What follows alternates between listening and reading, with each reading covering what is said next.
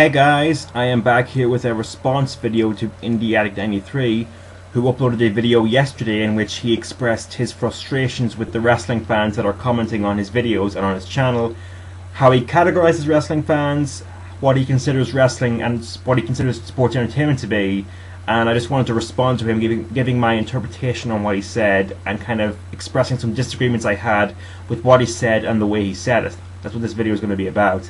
But let me start off by saying, and this is important to note, that I do understand his frustrations. That's important to note because, you know, in a perfect world, the wrestling product that we consider to be mainstream would be a lot different than it is. It would be a lot better than it is. But the sad reality of it is that the wrestling products that we would consider to be better, you know, they're out there, but you have to look a little harder to find them, and that's kind of like the sad reality of the business that we're all fans of. So there is that. But I did disagree with some of what you said, and kind of like more so the way you kind of went about saying it. You know, I mean, the goal you have on the channel that you have is to promote indie wrestling, and if this is, now granted this is only one video that I'm responding to, and maybe this is not the way you would normally promote the indies, but if it is, then I would definitely have to disagree with the way you're doing it, and I wanted to kind of respond saying why that is, why I think that. Let's start off by kind of like defining what type of fans we're trying to target primarily when we talk about indie wrestling. It's not the fans that say that WWE and TNA are better than the indies. That's not the fans we're trying to target. The fans we're trying to target are the ones that are unsatisfied with WWE and TNA, that bitch and moan about WWE and TNA, but they don't try and watch anything else. Those are the fans we're trying to target. Those are the ones that we're trying to introduce indie wrestling to.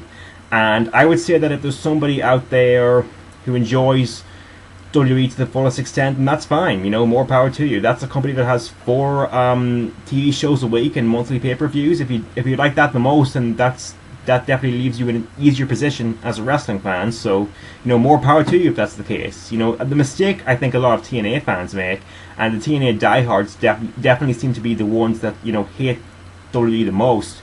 They'll bash WWE to hell and back, but they won't explain why TNA is better. Or maybe they will, but they won't do it enough. They'll spend most of their video explaining why the WWE is horrible, but they won't spend enough time talking about why TNA is better, so the message just does not get across, and the video does not achieve what it sets out to do. So that's kind of like the trap you might be falling into if this is your regular format, I think. So because you're, you know, the main reason to watch other wrestling is to find something that you like and find something that you're, you know, satisfied with, and you know, the fans we're trying to target are the ones that are not satisfied with what they're watching on TV. So that's the first thing. That's the first thing I would say to you there. They need to be told, you know, the fans you're trying to target don't need to be told why the WWE is bad or why TNA is bad.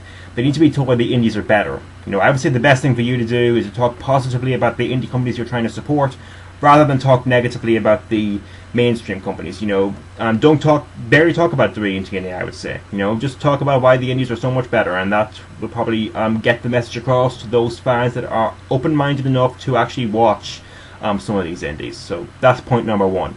Okay, you also talked about ROH, and one of the reasons that you don't like Ring of Honor is because it diverts attention from other indies that are out there, and other companies in general that are out there.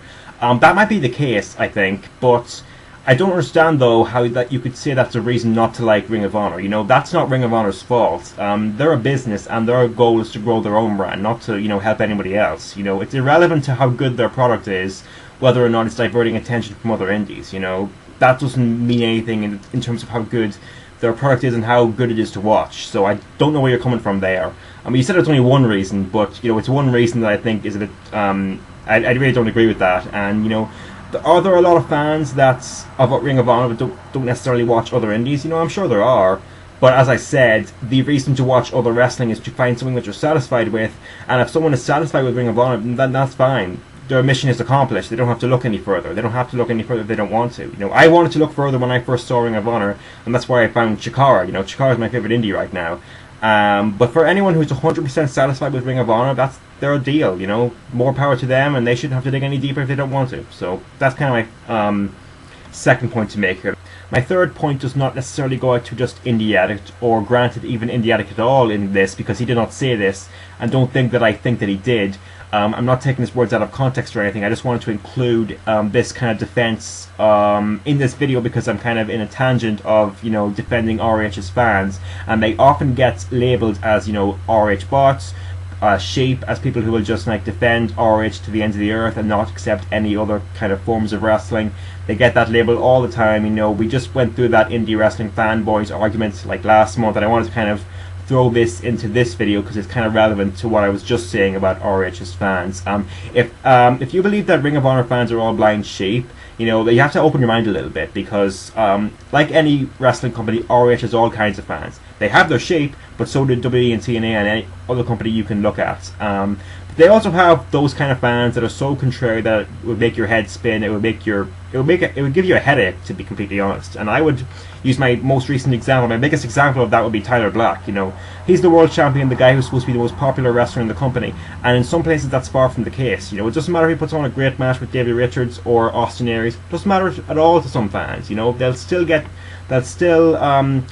make chants saying he's overrated and that he'll always get heat, you know, in some places that he goes, and that's, you know, that's just the sad reality of it. There are some fans that don't seem to care that he puts on great matches, and they just go ahead and chant him as overrated anyway. So there are fans like that in Ring of Honor's fan base, and there are all sorts of fans as well. You know, he's about to go to WWE.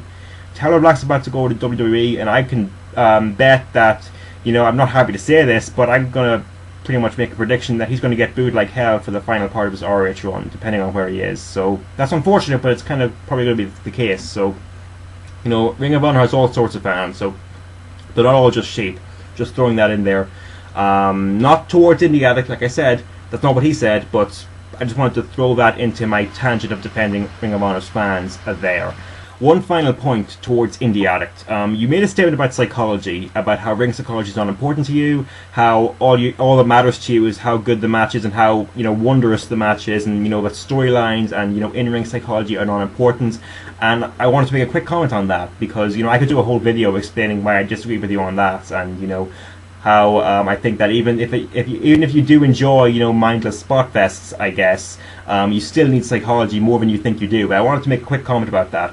I kind of find it a little naive that you would say that make that statement in the same video that you praise Davey Richards as one of the better indie wrestlers out there, when in my opinion Davey Richards depends more on psychology than the average indie worker out there. You know, he doesn't have as varied a moveset as someone like Bryan Danielson does, but he makes up for that. The reason his matches are so great is because he delivers the moves that he does have with such intensity and such force that it's extremely easy to get into his matches, and that's a form of ring psychology. So I kind of found it a bit naive that you would say that in the same video that you praise Davey Richards like that. So that's kind of my quick comment on your psychology statement. So that's kind of my full response to you. I hope I kind of gave you something to think about, I guess. That's kind of what I wanted to do with this video. I'll talk to you guys later. Peace.